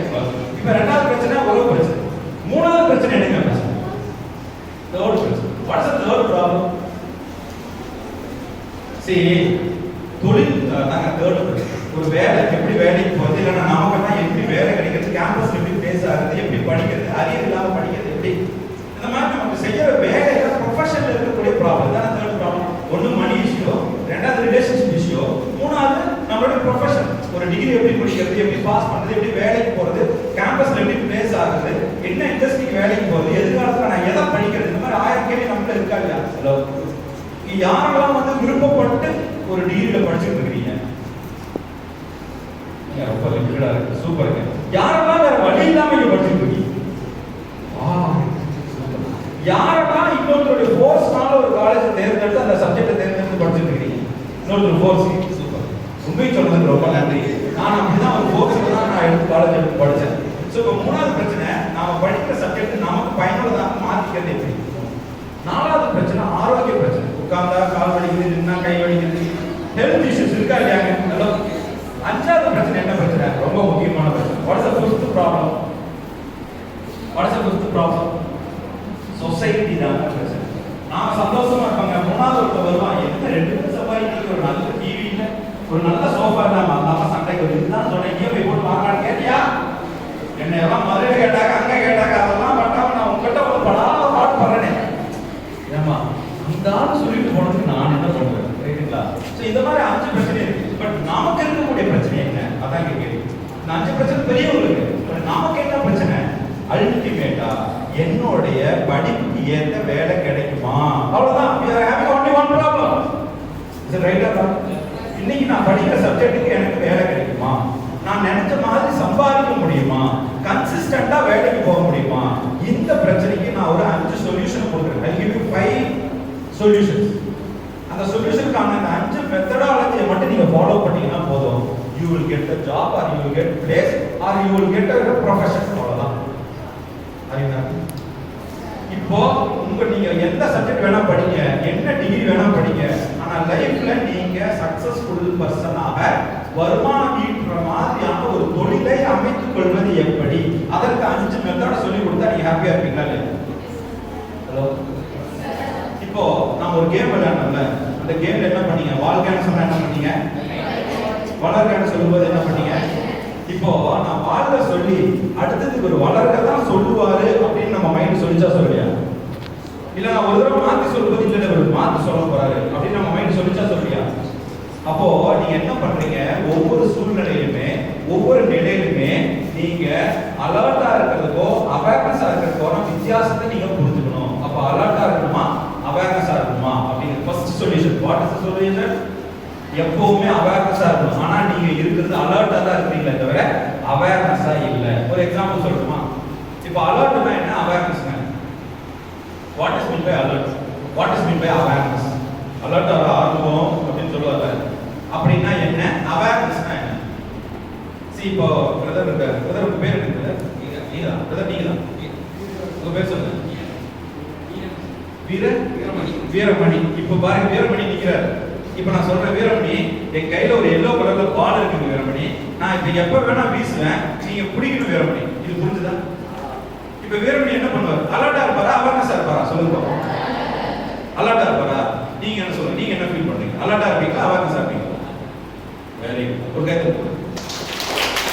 இப்போ சொல்றாங்க, இப்போ நான் அவர்கிட்ட நான் எதுவுமே சொல்லல. இப்போ நான் எல்லோ கலர் பால் எடுத்து நான் பாட்டு பேசிக்கிட்டே இருக்கிறேன். ஆனா திடீர்னு பேசுறேன், எந்த தகவலுமே இல்லாம வேற பண்ணி டபால் பிடிச்சாரு. இப்போ ஒரு அலர்ட்டா இருக்காரா அவேர்னஸா இருக்காரா? இப்போ என்ன வித்தியாசம்? பால் அதேதான், பர்சனும் அதேதான். இதுக்கு முன்னாடி நான் முன்கூட்டியே அவருக்கு தகவல் கொடுத்தேன், வேற பண்ணி உங்களை நோக்கி நான் எப்ப வேணா பாலை வீசுறேன் குடிங்க அப்படின்னு நான் சொல்லிட்டேன். இப்போ நான் சொன்ன நிமிஷத்துல இருந்து நான் இந்த ரூம் விட்டு வெளியே போற வரைக்கும் அவர் அலர்ட்டா இருப்பார். ஹலோ, இப்போ நான் எதுவுமே சொல்லல, ஆனாலும் நான் எப்ப பால வீசினாலும் பிடிக்கிறாரு. இப்ப என்னன்னா, நான் சொன்னதுக்கு அப்புறம் நீங்க ஒரு ப்ரீ ஜட்ஜ்மெண்டோட பேச போறாருன்னு ஒரு ப்ரீ ஜட்ஜ்மெண்டோட இருந்தீங்கன்னா அதுக்கு பேர் அலர்ட். ப்ரீ ஜட்ஜ்மெண்ட் இல்லாம எப்பவுமே நீங்க இருந்தீங்கன்னா விழிப்புணர்வோட இருக்கிறதுக்கு பேர் அவேர்னஸ். எந்த ஒரு சம்பவத்தையும் ப்ரீ ஜட்ஜ்மெண்ட் இல்லாம நீங்க அணுகுனீங்கன்னா அதுக்கு பேர் அவேர்னஸ். ப்ரீ ஜட்ஜ்மெண்டோட அணுகுனீங்கன்னா அதுக்கு பேர் அலர்ட். இப்போ இதை உங்க லைஃப்ல எப்படி அப்ளை பண்றது சொல்றப்ப, இப்போ நீங்க செமஸ்டர் வருது, ஒரு செமஸ்டர் வருது, அந்த செமஸ்டர்ல நீங்க ஒரு சப்ஜெக்ட்ல ஃபெயில் ஆயிடுறீங்க. அடுத்த சப்ஜெக்ட்ல அடுத்த செமஸ்டர் வரும்போது அதே செமஸ்டர் நான் எக்ஸாம் எழுதணுமா இல்லையா? இப்போ அந்த செமஸ்டர் நான் ஏற்கனவே 23 மார்க் வாங்கியிருக்கிறேன், நான் மீண்டும் ஃபெயில் ஆகக்கூடாதுன்னு சொல்லி நீங்க ஃபெயில் ஆனதுக்கு அப்புறம் படிச்சீங்கன்னா அதுக்கு பேர் அலர்ட். ஹலோ, ஏற்கனவே அந்த சப்ஜெக்ட்ல ஃபெயில் ஆனதுக்கு அப்புறம் அந்த எக்ஸ்பீரியன்ஸ்க்கு அப்புறம் நான் இனிமேல் ஃபெயில் ஆகக்கூடாதுன்னு படிச்சீங்கன்னா அலர்ட். எப்பவுமே நான் பாஸ் மட்டும் தான் ஆகணும்னு நினைச்சு படிச்சீங்கன்னா அது பேர் அவேர்னஸ். புரியுதா? புரியலன்னா கேட்கணும். புரியுதா புரியலையா? அப்படின்னா என்னன்னா, நாங்க ஒரு சர்வே பண்ணோம், எதனால ஸ்டூடெண்ட்ஸ் எல்லாம் ஃபெயில் ஆகுறாங்க, why students are getting failed. Reason என்னன்னு கேட்டீங்கன்னா ஷாக் ஆவீங்க. அவங்க ஒழுங்கா படிக்காததுனால ஃபெயில் ஆகிறது இல்லைன்னு சொல்லுது ரிசர்ச். அவங்க ஒழுங்கா எக்ஸாம் எழுதாததுனால ஃபெயில் ஆகிறது இல்லைன்னு சொல்லுது ரிசர்ச். அப்ப ஆக்சுவல் ரிசர்ச் என்ன சொல்லுதுன்னா, நீங்க எக்ஸாமுக்கு படிக்கும் போதே ஒருவேளை இந்த எக்ஸாம் நான் ஃபெயில் ஆகிற மாதிரி டஃப்பா வந்துருமோ அப்படின்னு நினைச்சிட்டு படிக்கிற குழந்தைங்க எல்லாம் ஃபெயில் ஆகுது. ஒருவேளை இந்த எக்ஸாம் என்னால கிளியர் பண்ண முடியாம போயிருமோ அப்படின்னு நினைச்சு படிக்கிற குழந்தைங்க எல்லாம் ஃபெயில் ஆகுது. ஒருவேளை இந்த செமஸ்டர் கிளியர் பண்ணனா எனக்கு வேலை கிடைக்காம போயிருமோ அப்படின்னு பயத்துல படிக்கிற எல்லா குழந்தைகளும் ஃபெயில் ஆகுது. இப்ப சொல்லுங்க, உங்களால ஒரு எக்ஸாம் கிளியர் பண்ண முடியலன்னா உண்மையில உங்களால முடியலங்கிறது கிடையாது, முடியலன்னு நினைக்கிறவங்களுடைய தாட் தான் காரணம். என்னங்க, is it clear or not? அப்போ படைக்கும் போது எல்லாத்தையும் ஒரே மாதிரி தானே படிச்சான். அது எப்படிங்க நம்மளால மட்டும் முடியலன்னு தெரியும், அது எப்படிங்க நம்மளால மட்டும் முடியாம போகும்? அப்போ ஒரு காரியத்தை நீங்க எடுத்த உடனே செய்யும் போது அலர்ட்டா இருக்காதீங்க, அவேர்னஸா இருங்க. இதுதான் first solution. Is it clear? இது கிளியர்? செகண்ட், எப்பவுமே ரியாக்ட் பண்ணக்கூடாது, ரெஸ்பாண்ட் பண்ணணும். ஃபர்ஸ்ட் அலர்ட்டா இருக்க கூடாது, அவேர்னஸா இருக்கணும். இப்ப ரெண்டாவது ரியாக்ட் பண்ணக்கூடாது, ரெஸ்பாண்ட் பண்ணணும். இப்ப நான் ஓகே இப்படி வரேன், இப்ப இவர் என்ன பண்ணாரு? ரியாக்ட் பண்ணாரா ரெஸ்பாண்ட் பண்ணாரா? நீங்க சொல்லுங்க. என்ன சார் உங்களை பத்தி அறிமுகம் எல்லாம் படுத்துனேன், இப்படி தவால வந்துட்டீங்களே, சொல்லுங்க என்ன பண்ணீங்க? இப்ப ரியாக்ட் பண்ணாரு. சி அவர் எதிர்பார்க்கல, நான் என்ன பண்ண வரேன்னு அவர் எதிர்பார்க்கல. இப்போ அதே விஷயத்த இப்ப நான் பக்கத்துல போறேன், எது வந்தாலும் நம்ம பார்த்துக்கலாங்கிற கவனத்தோட இருந்தாருன்னா அதுக்கு பேர் ரெஸ்பான்ஸ். ஒரு விஷயத்தை உடனே உங்களுக்குனால முடியலன்னு கோபம் வருது அப்படின்னா அதுக்கு பேர் ரியாக்ஷன். கரெக்டா இல்லையா? இப்போ எனக்கு தமிழ் மட்டும்தான் தெரியுங்க. என் முன்னாடி ஒருத்தர் வந்து என்னை கெட்ட வார்த்தையில தமிழ்ல கெட்ட வார்த்தையில திட்டுறாரு, எனக்கு கோபம் வருமா வராதா? இப்ப அதே மனுஷன் என் முன்னாடி வந்து அதே கெட்ட வார்த்தையில ஹிந்தியில திட்டுறாரு, எனக்கு கோபம் வருமா வராதா? ஏன்? அப்போ வார்த்தைக்கு இங்க அர்த்தம் கிடையாது, அந்த அர்த்தம் எனக்கு தெரிஞ்சிருக்குங்கிறதா இந்த பிரச்சனை. இப்ப தமிழ்ல திட்டும் போது நான் ரியாக்ட் பண்ணுவேன், ஹிந்தியில திட்டும் போது ரெஸ்பாண்ட் பண்ணுவேன். கரெக்டா இல்லையா? ஹலோ நண்பா, சொல்லுங்க நண்பா, is it clear or not? அப்போ ஒரு சப்ஜெக்ட் நீங்க படிக்கும் போதோ, நீங்க ஒரு கரியர்ல நீங்க ஒரு ஜாபுக்கு செலக்ட் ஆகும்போது ஒரு இன்டர்வியூக்கு போறீங்க, ஒரு இன்டர்வியூ போய் நீங்க அட்டெண்ட் பண்றீங்கன்னா இந்த வேலையை எனக்கு கிடைக்கிறதுக்கு இவங்க கேட்கிற கேள்வி தான் தீர்மானிக்க போது நம்ம நினைக்கிறோம். கரெக்டா? நீங்க அங்க உட்கார்ந்து போது ஒரு கேள்வி கேட்கிறாரு, இந்த கேள்விக்கு நான் சரியா பதில் சொன்னா தான் எனக்கு வேலை கிடைக்கும்னு நினைச்சீங்கன்னா ரியாக்ட். அந்த கேள்விக்கு எனக்கு பதில் தெரியலன்னா தெரியலன்னு சொல்றதுல நான் உறுதியோட இருந்தா அது பேர் ரெஸ்பாண்ட். எத்தனை பேருக்கு புரியுது? அப்போ இந்த கேள்விக்கு பதில் தெரிஞ்சிருந்தா மட்டும்தான் வேலை கிடைக்கணும்னு அவசியம் கிடையாது. கேள்விக்கு பதில் தெரியலன்னா தெரியலன்னு சொல்லக்கூடிய ட்ரூத்ஃபுல்னஸ் கூட எனக்கு வேலை கொடுக்கறதுக்கு நிறைய வாய்ப்பு இருக்கு தானே? அப்போ எப்பவுமே ஒரு ப்ரீ ஜட்ஜ்மெண்ட் இல்லாம நீங்க நிதானமா ரிலாக்ஸா ஒரு முடிவு எடுக்கிறதுக்கு பேரு ரெஸ்பான்ஸ். நீங்க எந்த வித யோசனை இல்லாம இம்மிடியட்டா நீங்க கொடுக்குறீங்களா, அதுக்கு பேரு ரியாக்ஷன். அப்ப செகண்ட் பாயிண்ட், நீங்க ரியாக்ட் பண்ணக்கூடாது, ரெஸ்பாண்ட் பண்ணணும். இப்ப நான் வாழ்க வளர்கன்னு சொல்லும்போது நீங்க எந்திரிச்சு உட்கார்ந்தீங்கல்ல, முதல் தடவை தப்பு பண்ணும்போது ரெண்டாவது தடவை நீங்க மெதுவா நிதானமா அது கேட்டதுக்கு அப்புறம் ரியாக்ட் பண்ணீங்களா, ரெஸ்பாண்ட் பண்ணீங்களா? ஃபர்ஸ்ட் நீங்க செஞ்சோன்னா ரெஸ்பாண்ட் பண்ணிருக்க மாட்டீங்க, ரியாக்ட் பண்ணிருக்கீங்க. ரெண்டு தடவை நான் மாத்தி சொல்லும்போது இவர் ஒரே மாதிரி சொல்ல மாட்டாரா, எப்ப வேணா மாத்தி சொல்றோம், முதல்ல சொல்லட்டும் அப்புறம் பண்ணிக்கலாம். இப்ப நீங்க ரெஸ்பாண்ட் பண்ணீங்களா இல்லையா? ஹலோ. அப்போ லைஃப்ல ஃபர்ஸ்ட் மெத்தட், நான் ஒரு பெட்டர் கேரியர் அமைச்சுக்கிறதுக்கு அலர்ட்டா இருக்க கூடாது, அவேர்னஸா இருக்கணும். ரெண்டாவது சொல்யூஷன், ரியாக்ட் பண்ண கூடாது, ரெஸ்பாண்ட் பண்ணணும். மூணாவது டெக்னிக், மூணாவது மெத்தடாலஜி ஃபங்க்ஷனாலிட்டி இன்டெலிஜென்ஸ் அப்படின்னு ஒன்று இருக்கு. அது என்னது ஃபங்க்ஷனாலிட்டி இன்டெலிஜென்ஸ்? FI அப்படின்னு. இந்த ஃபங்க்ஷனாலிட்டி இன்டெலிஜென்ஸ் அப்படின்னா என்னன்னா 100% நமக்கு நாம உண்மையா இருக்குது. இப்போ ஒரு உதாரணத்துக்கு நமக்கு ஒரு ஃபோன் வருதுன்னு வச்சுக்கோங்களேன், இந்த போன் எடுத்து இந்த சனியை இப்ப ஏன் கூப்பிடுதோ அப்படின்ட்டாங்க. சொல்றோம் மாப்பிள, இப்பதான் மாப்பிள பத்தி உங்க ஆயுஸ் 100 மாப்பிள. இப்ப போன் எடுக்கிறதுக்கு முன்னாடி சனியன், போன் எடுத்ததுக்கு அப்புறம் ஆயுஸ் 100. எப்படி? இப்ப சொல்லுங்க, நான் அவரை பத்தி பெட்டரா புரிஞ்சுக்கிறேனா இல்ல எனக்கு நானே தீமையை விளைவிச்சுக்கிறேனா? எனக்கு நானே தானே என்னுடைய விளைவை விளைவிச்சுக்கிறேன். அப்போ எனக்கு நானே உண்மையா இல்லையே, எனக்கு எப்படி வெளியே நடக்கக்கூடிய சம்பவம் சாதகமா இருக்கும்? நண்பா, தேங்க்யூ. ரைட்? அப்போ மூணாவது பாயிண்ட் என்னன்னா, நீங்க எப்பவுமே எனக்கு நான் முதல்ல உண்மையா இருக்கணும். அப்ப இந்த இடத்துல எனக்கு இந்த விஷயம் தெரியலன்னு ஒத்துக்கணும், எனக்கு இது புரியலன்னு ஒத்துக்கணும். என்ன காரியத்துக்காக நான் செய்ய வரேங்கிற கிளாரிட்டியில நான் ரொம்ப முக்கியமா இருக்குதான் மூணாவது பாயிண்ட். அப்போ ஃபர்ஸ்ட் வந்து அவேர்னஸோட இருக்கணும், ரெண்டாவது வந்து ரெஸ்பாண்ட் பண்ணணும், மூணாவது ஃபங்க்ஷனாலிட்டி இன்டெலிஜென்ஸ், நமக்கு நாம ட்ரூத்ஃபுல்லா இருக்கணும், ட்ரூத்ஃபுல்லா இருக்கணும். நாலாவது ரொம்ப முக்கியமானது IBM. நாலாவது பாயிண்ட் வந்து IBM. இப்போ IBM அப்படிங்கிறது என்னன்னு கேட்டீங்கன்னா இன்டெலிஜென்ஸ் பியாண்ட் மெமரி அப்படின்னு சொல்றது. இப்போ மெமரினா என்ன சொல்லுங்க சார்? நான் படிக்கிறதெல்லாம் நல்லா ஞாபகம் வச்சிருக்கிறேன், எக்ஸாமுக்கு ரெக்கலெக்ட் பண்ணி எழுதுறேன். அப்போ ஒருத்தர் நல்லா ஞாபகப்படுத்தி எழுதுறாருன்னா அதுக்கு பேர் மெமரியா? What you call by memory? Intelligence beyond memory அப்படின்னு சொல்றது. சி, ஐன்ஸ்டீன் என்ன சொல்றாருன்னா, எது கிரியேட்டிவிட்டி எது இன்டெலிஜென்ஸ் அப்படின்னு சொல்றாருன்னா, imagination is more then better rather than the intelligence அப்படிங்கிறது. அதாவது ஒரு மனிதனுக்கு தன்னுடைய கற்பனை திறன் தான் புத்திசாலித்தனத்தை விட கூர்மையானது. அப்ப கற்பனை திறன் வந்து ஒரு மனிதனுக்கு ரொம்ப முக்கியம். என்ன மாதிரியான கற்பனை திறன்?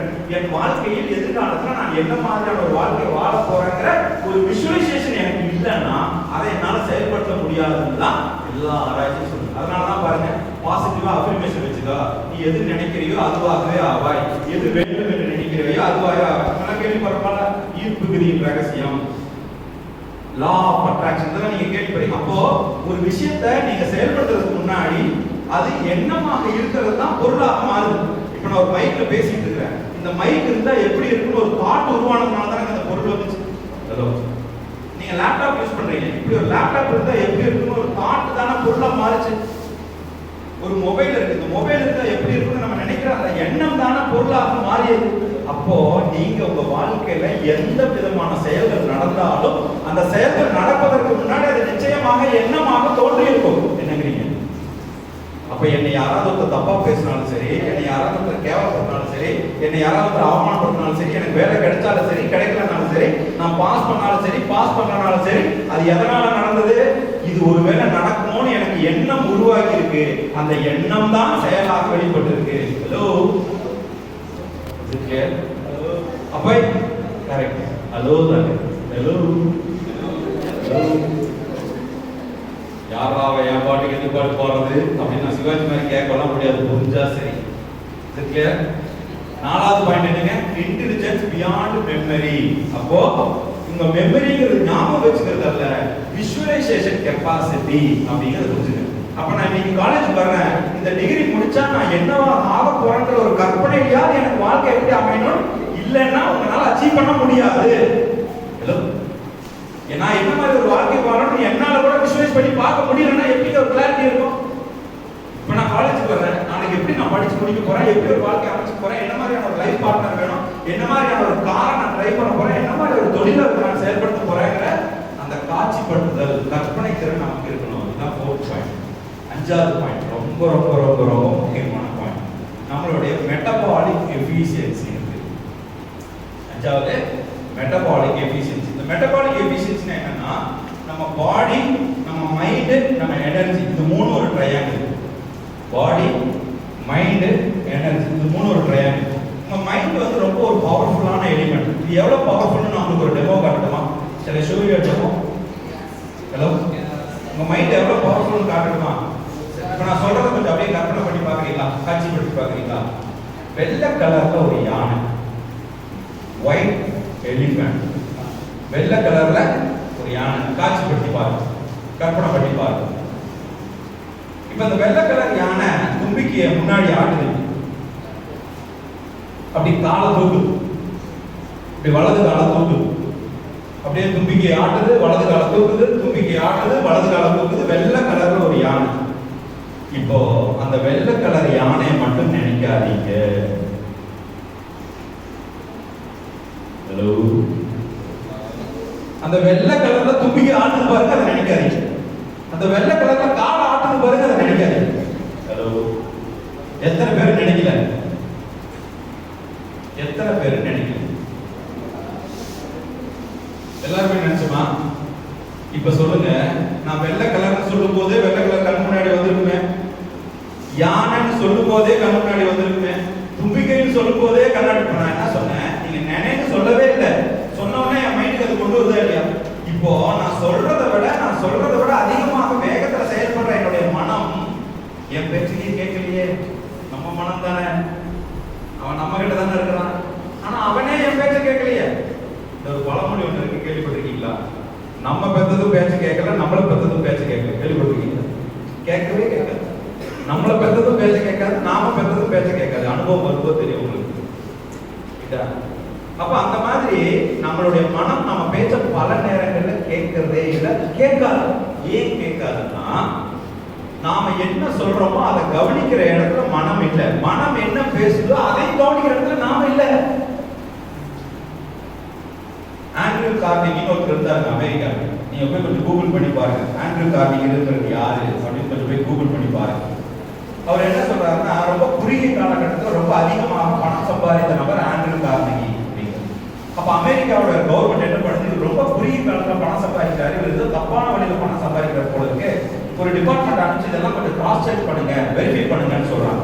அந்த டிபார்ட்மெண்ட் போய் எல்லாத்தையும் வெரிஃபை பண்ணிட்டு, சார் உங்ககிட்ட எந்த தப்பு இல்லை, நீங்க நிறைய கரெக்டா சம்பாதிச்சிருக்கீங்க, கரெக்டா டாக்குமெண்ட் வச்சிருக்கீங்க, ஆனா எப்படி குறுகிய காலத்துல சம்பாதிச்சீங்க அப்படின்னு கேட்கறாங்க. அதுக்கு அவர் சொல்றாரு, டெய்லி 2 hours நான் பண்ற தொழில ஃபோக்கஸ்டா இருக்கிறேங்க, அதுதான் காரணம். நாமெல்லாம் பாருங்க 8 மணி நேரம் உழைக்கிறோம், 10 மணி நேரம் உழைக்கிறோம், ஆனா நமக்கு பணம் வந்த பாடு இல்லை. அந்த மனுஷன் 2 மணி நேரம் உழைச்சாராம், ஃபோக்கஸா உழைச்சாராம், ஆனா ஏகப்பட்ட பணம் கொட்டுதான். நீங்க போய் லூசின்னு ஒரு படம் இருக்கு, போய் பாருங்க. LUCY லூசின்னு ஒரு படம், அது தமிழ்ல இருக்கு. நம்ம பிரெயின் வந்து 1% ஃபங்க்ஷன் ஆனா நம்மளால எவ்வளவு பெரிய மாற்றங்களை நம்மளால உருவாக்க முடியும் அந்த படத்தினுடைய டைரக்டர் ஒரு ஹாலிவுட் படம், அந்த படத்தினுடைய டைரக்டர் நம்ம ஊர்ல தமிழ்நாட்டுல வந்து, அதுவும் இங்க தமிழ்நாட்டுல பொள்ளாச்சி இந்த மாதிரி இடங்கள்ல சித்தர்கள் வாழ்ந்த தத்துவங்களை எடுத்து ஆராய்ச்சி பண்ணி லூசின்னு ஒரு படம் எடுத்துக்காருன்னா தமிழன் எவ்வளவு சிறந்தவன் பாருங்க. இதெல்லாம் வந்து கையில் இருக்குங்க.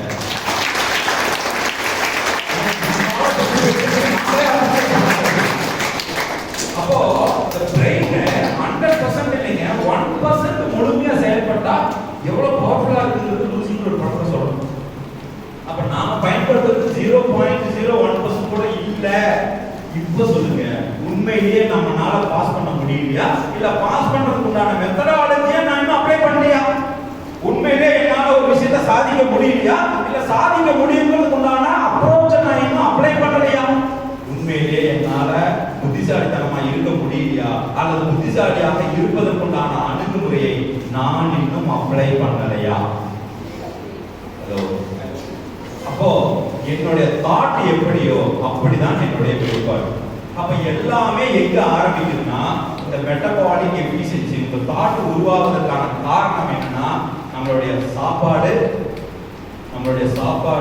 நம்மளுடைய தூக்கம், உங்களுடைய பயம், இது 3 தான் இந்த எண்ணங்கள் உருவாவதற்கான அடிப்படை காரணம். அப்போ உங்க பாடியில முழுவதுமாக செரிமானம் ஆகிற உணவை தான் சாப்பிடணும். தூக்கம் அளவுக்கு அதிகமாகவும் தூங்கக்கூடாது, அளவோட குறைவாகவும் தூங்கக்கூடாது, பயம் இருக்கக்கூடாது. 4வது வரலாறு சொல்றது, 4வது உங்களுடைய ஸ்பெர்ம்ஸ் வேஸ்ட் பண்ணக்கூடாது. 4 விஷயம்: உணவு, உறக்கம், மைதுனம், பயம். இந்த 4 விஷயமும் ஒரு மனிதனுக்கு நஷ்டம் செய்கிறது. அதை சயின்டிபிக்கா சொல்றாங்க. இந்த தாட் அங்கதான் உருவாகுது. அப்ப இந்த தாட் உருவாவது 6 குணம் தான். இந்த 6 குணத்தை மட்டும் நீங்க கரெக்டா கவனமா வச்சுக்கிட்டீங்கன்னா உங்களுடைய லைஃப்ல நீங்க அற்புதமா வரலாம். இந்த 6 குணம்: 1 காமம், 2வது கோபம், ஆணவம், பேராசை, பாகுபாடு பார்ப்பது, பொறாமை. இந்த 6 குணங்களை நீங்க கரெக்டா கலப்படம் இல்லாம ஹேண்டில் பண்ணிட்டீங்கன்னா உங்களுக்கு ஏற்படக்கூடிய தாட்டு, அப்பா அம்மா கிட்ட இருந்து வந்த அந்த ஜெனடிக் மெமரியில வரக்கூடிய தாட்டை, உங்கள் விதியை உங்களால் வெல்ல முடியும். ஹலோ, உங்கள் விதியை உங்களால் வெல்ல முடியும். அப்ப தலையெழுத்து அப்படின்னா அதை நாம தான் நிர்ணயம் பண்றோம். தலையெழுத்துங்கிறது இந்த 6 குணாதிசயங்களை எப்போ ஒரு மனிதன் ஒழுக்கம் மீறுகிறானோ, காமத்துல எப்போ ஒழுக்கம் மீறுறானோ, கோபத்துல எப்போ ஒழுக்கம் மீறுறானோ, ஆணவத்துல எப்போ ஒழுக்கம் மீறுகிறானோ, எப்ப பேராசையில் ஒழுக்கத்தை மீறுகிறானோ, எப்ப பாகுபாடு பார்ப்பதில் ஒழுக்கத்தை மீறுகிறானோ, எப்போ உங்க பொறாமையில் ஒழுக்கத்தை மீறுகிறானோ, அவனுடைய வாழ்க்கையில் அவனுடைய எண்ணம் ஒரு செயலை தூண்டுகிறது. அந்த செயல் ஒரு விளைவை ஏற்படுத்துகிறது. இப்ப இதுக்கு அவேர்னஸா இருந்து, ரெஸ்பான்ஸ் மோட்ல இருந்து, ஃபங்க்ஷனாலிட்டி இன்டெலிஜென்ட் அப்ளை பண்ணி, நீங்க உங்களுடைய இன்டெலிஜென்ஸ் பியாண்ட் மெமரியை நீங்க அப்ளை பண்ணி, இந்த மெட்டபாலிக் எஃபிஷியன்சியை நீங்க அப்ளை பண்ணீங்கன்னா உங்களுக்கு நிதானம் கூடும். நிதானம் கூடுச்சுன்னா செயலில் வீரியம் கூடும். செயலில் வீரியம் கூடுச்சுன்னா நினைச்சது அடைய முடியும். அப்போ வாழ்க்கையில் உங்களுக்கு தேவை என்ன வேணா இருக்கலாம். இன்னைக்கு வேலை வேணும்னு இருக்கலாம், நாளைக்கு ஒரு நல்ல குடும்பம் வேணும்னு இருக்கலாம், நாளைக்கு உங்களுடைய குழந்தைகளை நீங்க நல்லா செட்டில் பண்ணணும்னு இருக்கலாம், அதுக்கு அடுத்த நாள் நீங்க வாழ்க்கையில ஏதோ ஒன்று சாதிக்கணும்னு இருக்கலாம். இது எல்லாத்துக்கும் இந்த 5 டெக்னாலஜி, 5 டெக்னிக்கை லைஃப்ல எப்பவுமே அப்ளை பண்ண மறந்துடாதீங்க. You will get a great life, you will get a great day in your life. நிறைவாக ஒரே ஒரு சின்ன ஸ்டோரியை சொல்லி நான் நிறைவு செய்ய விரும்புகிறேன். ஒரே ஒரு குட்டி ஸ்டோரி சொல்லலாம். ஒரு காடு இருக்கு. இந்த காட்சிப்படுத்தி பாருங்க, நான் சொல்றது அப்படியே காட்சிப்படுத்தி பாருங்க. ஒரு காடு இருக்கு, அந்த காட்டுல ஒரு மரம் இருக்கு, அந்த மரத்துக்கு பக்கத்துல ஒரு சிங்கம் படுத்துருக்கு. ஒரு காடு, காட்டுல ஒரு மரம், மரத்துக்கு பக்கத்துல சிங்கம். இந்த மரத்துல வலது பக்கத்துல ஒரு கிளை இருக்கு, அந்த வலது பக்க கிளையில கருப்பு கலர்ல ஒரு குரங்கு வந்து உட்கார்ந்துருக்கு. காடு, மரம், சிங்கம், மரத்துல கிளை, கருப்பு கலர் குரங்கு. இப்போ மேல கழுகு ஒன்று பறக்குது. கழுகுனுடைய வாயில ஒரு மீன் துண்டை எடுத்துட்டு பறக்குது. இப்ப இந்த கழுகு பறக்கும் போது வாயில இருக்கக்கூடிய மீன் துண்டு கீழே விழுகுது. அது குரங்கு தன்னுடைய வலது கையை இப்படி நீட்டுது. வலது கையில அந்த மீன் துண்டு பட்டு கீழே இருக்கக்கூடிய சிங்கத்தினுடைய மூஞ்சில் போய் விழுகுது. இந்த சிங்கம் டபால்னு எந்திரிக்குது. யாரான்னு பாக்குது. மேல இருந்து குரங்கு சொல்லுது, ராஜா ராஜா, நீங்க தான் இந்த காட்டுக்கே ராஜா. ஆனா மேல பறக்கிற கழுகு கொஞ்சம் கூட உங்க மேல பயம் இல்லாம, மரியாதை இல்லாம, வாயில இருக்கிற எச்சி உங்க மேல துப்பிட்டு போகுது. உங்களுக்கு மானம் இல்லை, சூடு இல்லை, சொரணை இல்லை, வெக்கமா இல்லை அப்படின்னு சொல்லுது. உடனே இந்த சிங்கத்துக்கு, இந்த விஜயகாந்துக்கு அப்படியே நரம்பெல்லாம் புடைச்சு கண்ணெல்லாம் திறந்து ஒரு கோபம் வரும்ல, அந்த மாதிரி சிங்கத்துக்கு ஒரு கோபம் வருது. ஆமால, நான் தான் தானே அந்த காட்டுக்கே ராஜா, அவன் எப்படி என்னை மதிக்காம போலாம், எப்படியாவது நான் அவனை தண்டிச்சே தீர்வேன்னு சொல்லிட்டு இந்த சிங்கம் அப்படியே மேல பார்த்துட்டே போகுது. ஏங்க, சிங்கத்தினால கழுகு பிடிக்க முடியுமா? அது குரங்கு ஒரு சுத்தத்து போது தெரியல, மேல பார்த்துட்டே போகுது. முன்னாடி ஒரு புதக்கொடி இருக்குது, அந்த புதக்கொடியில சிங்கம் டபான்னு விழுந்துருது, இறந்துது. இப்ப இந்த கதையில இந்த சிங்கம் தான் நாம. அந்த குரங்கு இருக்குல்ல, குரங்கு கருப்பு கலர் குரங்கு இருக்குல்ல, அதுதான் நம்மளுடைய மனசு. இந்த மேல கழுகு இருக்குல்ல, கழுகுல இருந்து ஒரு மீன் துண்டு விழுந்ததுல, அதுதான் நமக்கு எழுகின்ற எண்ணம், தாட்டு. இப்ப நான் ரோட்ல போறேன், எனக்கு ஆப்போசிட்ல ஒரு பொண்ணு வருது, ரொம்ப அழகா இருக்கா பாடுறா, அந்த பொண்ணு எவ்வளவு அழகா இருக்குன்னு மனசு சொல்லும். இந்த குரங்கா இருக்கிற மனசு சொல்லும். இந்த மனசு சொல்றதை கேட்டு இந்த சிங்கம் நல்லா உசு பேச்சு தலையெல்லாம் சீவி போய் எதையாவது ஒண்ணு பண்ணு வச்சுக்கோங்க. நான் சிங்கம் தான், அப்ப சிங்கத்துக்கு புதப்பொடி தான். இப்ப சிங்கமா இருக்கிற நான் என்ன ஆயிருவேன், முன்னாடி ஒரு ஆ போட்டுக்கங்க. இப்ப நான் சிங்கமா இருக்கணுமா இல்ல முன்னாடி ஒரு ஆ போட்டு இருக்கணுமா, யாரும் முடிவு பண்றா? நம்மளுடைய தாட் மேல இருந்து கீழே விழுந்துச்சுன்னா அந்த மீன் அதுதான் முடிவு பண்ணும். அப்போ ஒரு தாட் விழுந்த உடனே ரியாக்ட் பண்ணாதீங்க, அவேர்னஸோட இருங்க, ரெஸ்பாண்ட் பண்ணுங்க, ஃபங்க்ஷனாலிட்டி இருங்க, உங்களுக்கு நீங்க உண்மையா இருங்க. அப்புறம் மெட்டபாலிக் எஃபிஷியன்சியை கவனிங்க, இன்டெலிஜென்ஸ் பியாண்ட் மெமரி எல்லாம் அப்ளை பண்ணீங்கன்னா நிகழ்காலத்துல இருப்பீங்க. எப்ப நிகழ்காலத்துல இருக்கிறீங்களோ அப்ப நீங்க உங்களுடைய முழு பொட்டன்ஷியலை நீங்க வெளிப்படுத்தி வாழ்க்கையில நீங்க ஜெயிக்கலாம். இதுதான் க்ளோசிங் நோட், ரைட்? ஸோ ரொம்ப சந்தோஷங்க உங்க எல்லாம் சந்திச்சதுல. எனக்கு வாய்ப்பு கொடுத்ததற்கும் உங்களுடைய மேனேஜ்மெண்ட்டுக்கு I express my sincere gratitude. ரொம்ப சந்தோஷம் உங்க எல்லாம் சந்திக்கிறதுக்கு வாய்ப்பு கிடைச்சது. நிறைவாக உங்களுடைய கேள்விகளுக்கு நான் பதில் சொல்றதுக்கு நான் காத்துக்கிறேன். அதுக்கு முன்னாடி நாம எந்த ஒரு நிகழ்ச்சியுமே ஓப்பனிங்ல ஒரு கேம் விளையாடுற மாதிரி க்ளோசிங்லயும் ஒரு கேம் இருந்தா நல்லா இருக்கும். இப்போ க்ளோசிங்கோட ஒரு கேமோட முடிக்கலாங்களா? நம்ம வாழ்க்கையில ஜெயிக்கணும்னா எப்பவுமே கூச்சம் இல்லாம இருக்கணும். நீங்க ஒரு காரியத்தை செயல்பட்டு வாழ்க்கையில ஜெயிக்கணும்னா கூச்சம் இருக்கக்கூடாது. இப்ப இந்த கூச்சம்னா பக்கத்துல இருக்கிறவன் என்ன நினைப்பான், இவன் என்ன நினைப்பான், அவன் என்ன நினைப்பான். சரி, நம்ம என்னைக்காதுங்க பாத்ரூம்ல குடிக்கும் போது டான்ஸ் ஆடிட்டு குடிக்கிற பழக்கம் இருக்கா? இல்லையே. பாத்ரூம்ல போனதுக்கு அப்புறம் தான் ஸ்டவ் ஆஃப் பண்ணா, பால் வந்துச்சா, விசில் வந்துச்சா, என்ன கேள்வி, ரைட்டா? அப்போ நமக்கு பிடிச்ச பாட்டை நம்ம ஏன் முணுமுணுங்கிறது இல்லை, நம்ம ஏன் இயல்பா இருக்கிறது இல்லை? ஏன்னா யாருக்காகவும் நம்ம வாழறோம். இவனுக்காக ஒரு மாஸ்க், பக்கத்து வீட்டுக்காரங்க ஒரு மாஸ்க், கொண்டாட்டிக்கு ஒரு மாஸ்க், புருஷனுக்காக ஒரு மாஸ்க், அப்பாவுக்காக ஒரு மாஸ்க், அம்மாவுக்காக ஒரு மாஸ்க். அப்ப நாம நம்மளுடைய தனித்துவத்தையும் நம்ம இயல்பு நிலையை பல நேரத்தில் நம்ம இழந்தோம். அப்ப நமக்கு என்ன வேணும்னு நாம நினைக்கிறத விட நமக்கு எது இருந்தா சரியா இருக்கும்னு அடுத்தவன் என்ன நினைப்பாங்கிற நோக்கத்துல தானே வாழ்க்கையை வாழ்றோம். அப்படி இருக்கும்பொழுது நம்ம வாழ்க்கையில நமக்கு தேவையானதை அடைய முடியாது. அந்த தெளிவு ரொம்ப முக்கியம், ரைட்? இப்ப இந்த கூச்சம் இல்லாம இருக்கணும், அதுதான் அந்த விஷயத்த சொன்னேன். இப்ப நான் சொல்றத சொல்லணும், செய்யறத செய்யணும். சொல்லலாமா? ஹலோ, நான் சொல்றத சொல்லணும், செய்யறத இப்போ ரொம்ப சிம்பிள் தான். 1 2 3 சொல்லுங்க. சரியா? நீ என்ன பண்ணணும்? ஜிகிலி ஜிகிலி ஜிகிலி ஜிகிலி ஜிகிலி ஜிகிலி அப்படின்னு பண்ணணும். என்ன பண்ணணும்? யாராவது பண்ணலன்னா doors will not be open. ரைட்டா? முழுசா பண்ணணும், கூச்சம் இல்லாம பண்ணணும். ரெடியா? எல்லாரும் பண்ணணும். ரெடி? 1 2 3 come on. ஜிகிலி ஜிகிலி ஜிகிலி. ஹலோ, பண்ணலன்னா no excuse. come on, ready? பண்ணலாமா? ரெடி? 1 2 3 come on. ஜிகிலி ஜிகிலி ஜிகிலி ஜிகிலி ஜிகிலி ஜிகிலி. ஹலோ, ஏங்க உட்கார்ந்து இருக்கிற இடத்துல நமக்கு தோன்றத இயல்பு நிலையில நாமளே பண்ண முடியுது. எப்படி அப்ப பண்ண முடியாது? ரெடியா? ரெடி? come on, 1 2 3 ஜிகிலி ஜிகிலி ஜிகிலி ஜிகிலி ஜிகிலி ஜிகிலி ஜிகிலி ஜிகிலி ஜிகிலி ஜிகிலி ஜிகிலி ஜிகிலி. அவ்வளவுதாங்க. தட்டுறோம், தூக்குறோம், செமையா வாழ்றோம், சூப்பரா வாழ்றோம், ஹாப்பியா வாழ்றோம், ஃபேண்டாஸ்டிக்கா வாழ்றோம். have a beautiful life, have a fantastic life. Thanks for watching.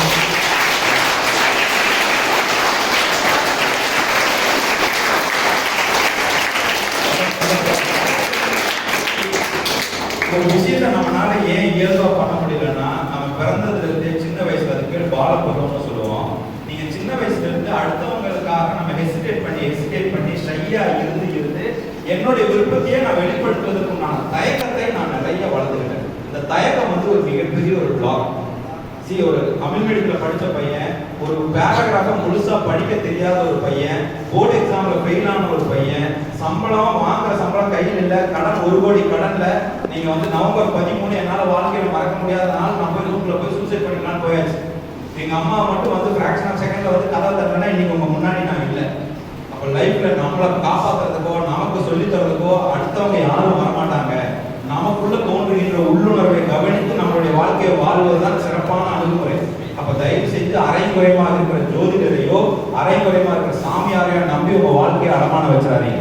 நம்ம வாழ்க்கையை நம்மளை விட சிறப்பா வேற யாருனாலையும் வழி நடத்த முடியாது, வாழவும் முடியாது. Have a fantastic life. Whether கேள்வி இருக்கா? I would like to answer for your more questions. கேள்வி இருந்தா கேட்கலாம். Any questions? என்னங்க? ரைட் கொடுக்குறேன். பொய் சொல்றதை எப்படி கண்டுபிடிக்கிறது? நம்மளால ரொம்ப கொஞ்சம் கவனமா தான் இருக்கேன். ரைட் வேற கேள்விங்க, அற்புதமான கேள்வி நான் அதை கொடுக்குறேன். Any question? இப்படிதாங்க நான் வந்து இந்த 100 நாட்கள்ல 100 மேடைகள்ல தொடர்ச்சியாக நான் போய் பேசுற ஒரு வேர்ல்ட் ரெக்கார்ட் பண்ணேன்.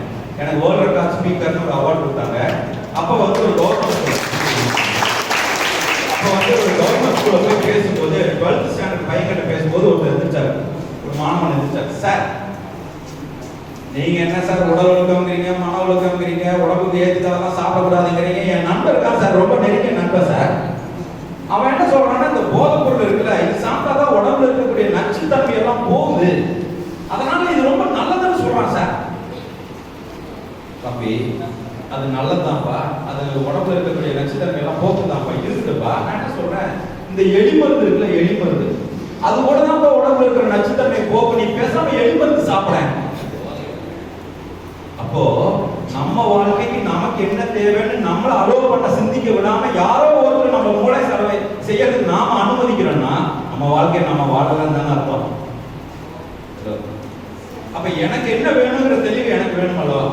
உங்க உடம்புக்கு அது பாதிப்பு ஏற்படுத்தா இல்லையா, தேவையா தேவையில்லையா, சாப்பிடணுமா வேண்டாமான்னு யார் முடிவு பண்ணும்? அவர்கள் முடிவு பண்ணும். யாரோ ஒருத்தர் என்னை கட்டாயப்படுத்தி வாழ கொடுத்துட்டான், யாரோ ஒருத்தர் சார் எனக்கு வேண்டாம் அவன் தாங்க செஞ்சான்.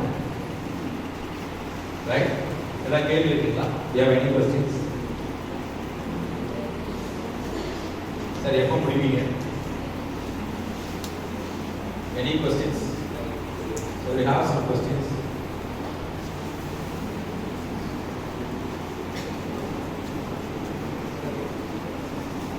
கேள்வி இல்லையா? சரி, பொய் எப்படி பொய் பேசுறாங்கன்னு தெரிஞ்சுக்கணும். இந்த கிராமம் தெரியல, கிராமம் ஏலக்காய் தெரியுமா? எனக்கு இப்படிதாங்க புதுசா கல்யாணம் ஆன ஒரு தம்பதி இருந்தாங்க.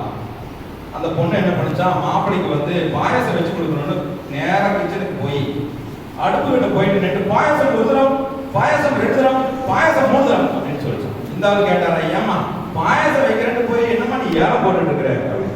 அதுக்கு அந்த அம்மா சொல்லிச்சான், ஏங்க சமையல் குறிப்பு புத்தகத்துல பாயசத்தை இறக்கிறதுக்கு முன்னாடி ஏலம் போட்டு இறக்க சொல்லிச்சுங்க அப்படின்னு எழுதிருக்குது.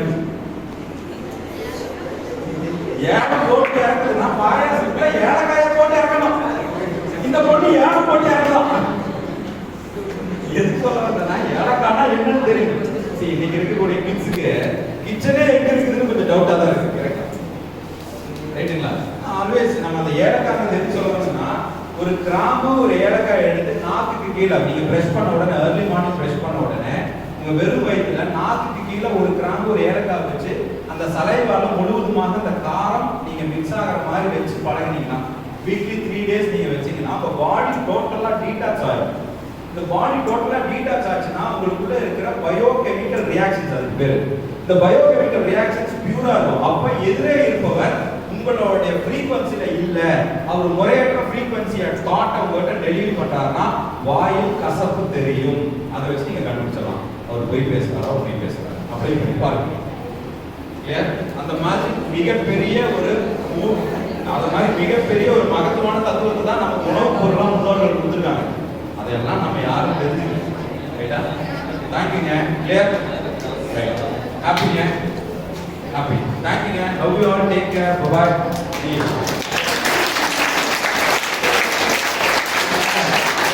எப்பவுமே இந்த எமோஷன் தெரியும். ஒரு ஸ்பீக்கர் வந்தாருன்னா அவர் வரதுக்கு முன்னாடியே வெல்கம் அட்ரஸ் ரெடி பண்ணிடுவோம். vote of thanks you ready for sir, really your words are wonderful, marvelous, your story. நான் என்ன சொல்றேன், ரொம்ப யதார்த்தமா யாராவது ஒரு 2 பேர் வந்து ஃபீட்பேக் கொடுத்தீங்கன்னா that is மிகப்பெரிய ஒரு vote of thanks ஆ இருக்குன்னு நினைக்கிறேன். அதுக்கப்புறம் அஃபிஷியலா ஒரு vote of thanks போடுறோம். So we have 2 feedbacks from your audience.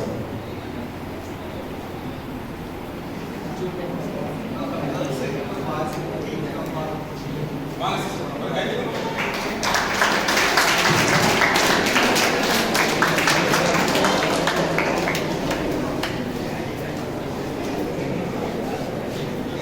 Sister உங்களை இன்ட்ரோடியூஸ் பண்ணுங்க, பேர் சொல்லுங்க.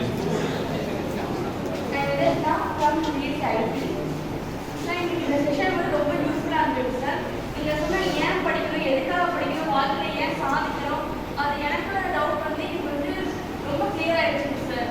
அந்த மோட்டிவேஷன் ஸ்பீச் வந்து ரொம்ப தேங்க்யூ சார். நன்றி சிஸ்டர், தேங்க்யூ சிஸ்டர், தேங்க்யூ. நண்பா, மச்சான், ப்ரோ, வாங்க ப்ரோ, கம் கம், வாங்க. எனிபடி?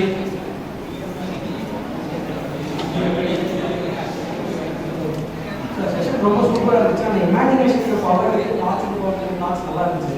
அந்த யானையை திங்க் பண்ணான்னு சொல்லும்போது அது திங்கிங் வந்துச்சு. ஸோ அது புதுசாக இருந்துச்சு. ஸோ நம்ம யோசிக்கிறத நல்லா யோசிச்சாவே எல்லாமே மாறிடும் அப்படிங்கிற தாட்ஸ் இருந்துச்சு. அப்புறம் அந்த பொய் கண்டுபிடிக்கிற ஸ்ட்ராட்டஜி புதுசு இருந்துச்சு. சூப்பரான session sir.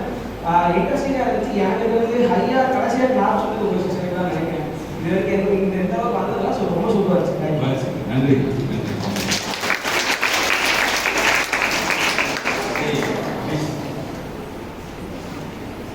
லட்சுமிபிரியா Yes, sister. Prathiba. Okay. Sir நீங்கள் சொன்ன விஷயத்தில் நமக்கு எது வேணும்னு ஃபஸ்ட்டு அவங்க முடிவு பண்ணிக்கணும். அதில் எனக்கு கிளியராக இருந்துச்சு சார். நீங்கள் சொன்னதில் ரொம்ப மோட்டிவேஷனாக இருந்துச்சு. Thank you sister, thank you. சரி, நான் வந்து உங்கள் கோஆர்டினேட்டருக்கு வந்து கூகுள் ரிவ்யூ ஃபார்ம் ஒன்று போஸ்ட் பண்ணுறேங்க. அதை குரூப்பில் நான் ஷேர் பண்ண சொல்கிறேன். நீங்கள் எல்லாருமே போய் அதில் போய் ரிவ்யூ போஸ்ட் பண்ணிங்கன்னா கொஞ்சம் ஹெல்ப்ஃபுல்லாக இருக்கும். You post your review. வந்து ப்ரோக்ராம் எப்படி ஃபீல் பண்ணுறீங்க, எப்படி இருந்தது அப்படின்னு சொல்லி அந்த ரிவ்யூவை போஸ்ட் பண்ணிங்கன்னா என்னோட இந்த டாப் 1 பொசிஷனை சஸ்டெயின் பண்ணுறது